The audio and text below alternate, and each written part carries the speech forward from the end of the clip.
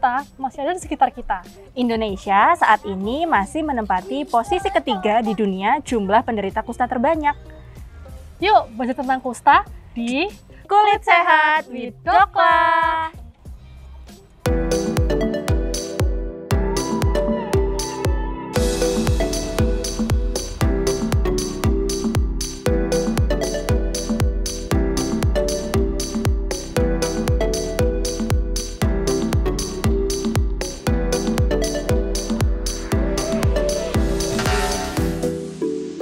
Dalam rangka memperingati Hari Kusta Sedunia yang biasanya tuh diperingati pada akhir bulan Januari ya, minggu terakhir bulan Januari kita mau belajar tentang kusta.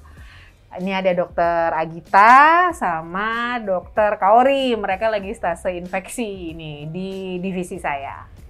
Mungkin kenalan dulu ya satu-satu ya, dimulai sama Kaori dulu. Perkenalkan, saya Kaori, Residen kulit di divisi infeksi. Oke, lanjut yang satunya. Halo, perkenalkan saya Agita, residen kulit di divisi infeksi. Ada yang mau ditanyain nggak tentang kusta? Jadi sebenarnya dok, penyakit kusta ini apa sih dokter? Penyakit kusta itu adalah penyakit infeksi yang disebabkan oleh satu bakteri yang namanya Mycobacterium leprae. Sebenarnya penyakit kusta ini ditemukan udah lama ya, namanya Gerard Hansen, udah lama. Makanya penyakit kusta ini biasanya disebut juga bisa Hansen disease gitu kan, karena orangnya yang menemukan, namanya belakangnya ada Hansennya. Nah dokter, untuk penularan sendiri dokter, bagaimana ya caranya ya dok?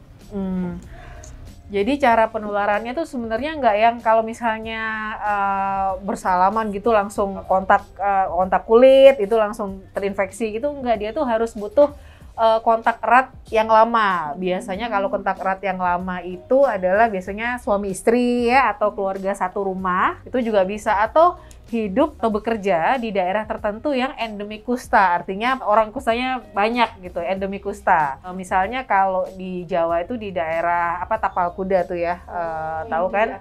Iya, di daerah ya sekitar situ. Jadi memang ada daerah-daerah di Indonesia ini yang endemik kusta.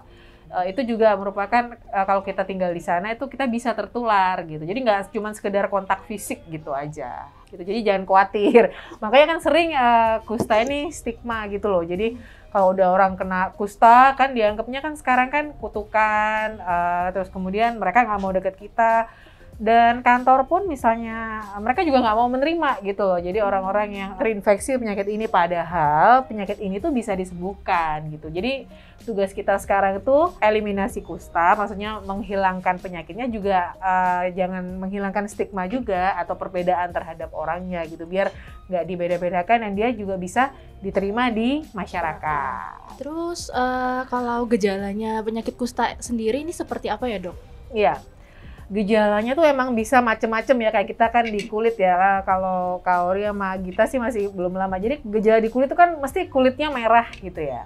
Ya, jadi kalau misalnya kalau yang gejala di kusta ini dia ada kulitnya bisa merah, bisa putih ya warnanya. Jadi kayak makula-makula tuh kelainan kulit lah.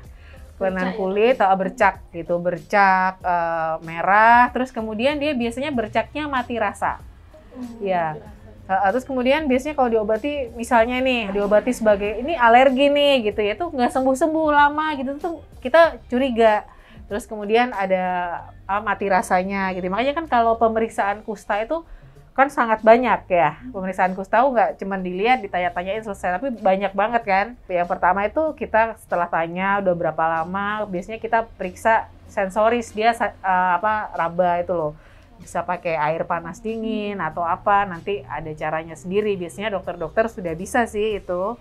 Terus kemudian ada pembesaran saraf biasanya. Jadi ada pembesaran saraf-saraf tertentu ya di auricularis magnus, kemudian peroneus communis, ada 4 sih biasanya yang membesar. Terus kemudian dia juga ditemukan bakteri gram negatif. Nah, untuk menemukan itu kan juga keahlian khusus juga sih untuk mendiagnosis itu. Jadi ya agak rumit ya pemeriksaannya gitu, agak panjang dan agak lama gitu. Ya dokter, tadi kan dokter mengatakan kalau kusta ini sebenarnya bisa sembuh ya dokter ya. Nah, ya. Untuk pengobatannya sendiri itu seperti apa ya dokter ya? Jadi supaya kita tuh tahu kalau kita tuh nggak perlu takut tentang kusta ini sendiri gitu. Oke, jadi kusta itu dibagi 2 ya.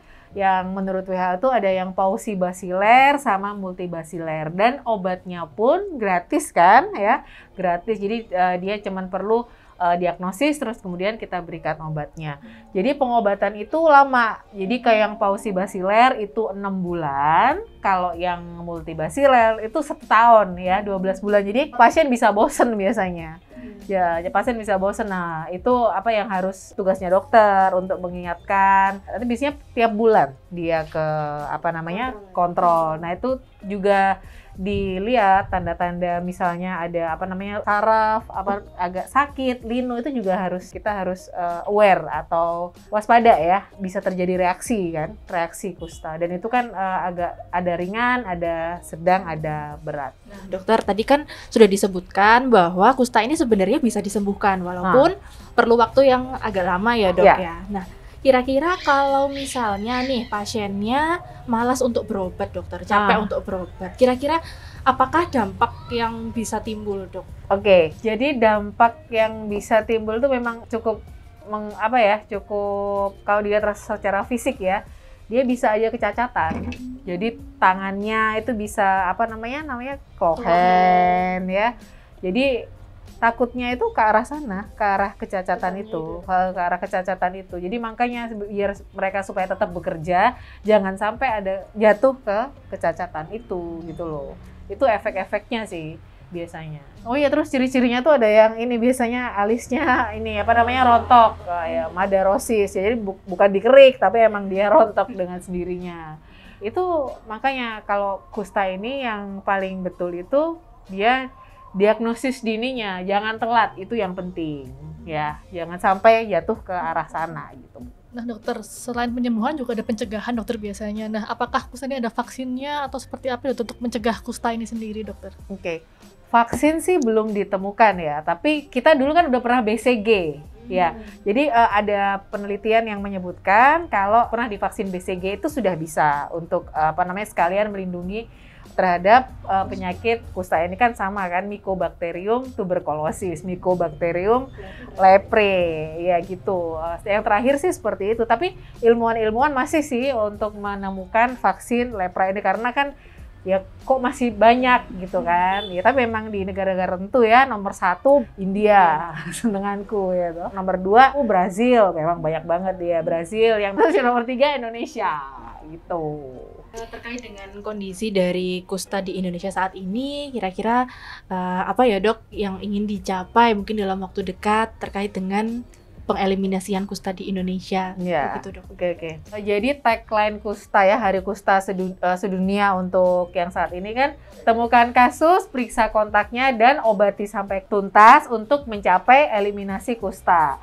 Nah, itu ilmuwan sudah banyak sih kalau penelitian ya, terus kemudian salah satunya ya bisa juga dengan menyebarkan lewat bikin buku ya. Aku punya loh buku, tapi nanti kalau yang boleh mau nanti saya kirim. Kan sekarang pandemi ya, susah, jadi ada e-booknya sih sekarang. Ntar kalau mau boleh deh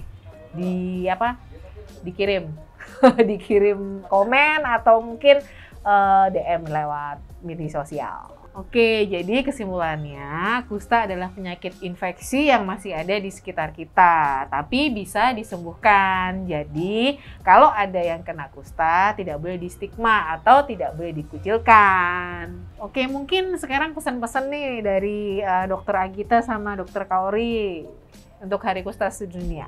Silakan. Jadi untuk teman-teman semua, kalau mungkin di lingkungan sekitarnya ada yang mengalami gejala-gejala yang mencurigakan ke arah kusta, jangan ragu untuk segera berobat ya. Dan kita harus mensupport pasien-pasien kusta agar terapi sampai selesai, agar tidak timbul kecacatan kemudian hari. Oke, jadi benar ya, tadi pesannya harus diobati secara dini supaya tidak terjadi kecacatan. Semangat bersama akhiri kusta di masa pandemi COVID-19. Jangan lupa subscribe, like, and share. Dan kalau ada yang mau tanya-tanya tentang kulit, boleh di kolom komentar. Kulit sehat with Dokla.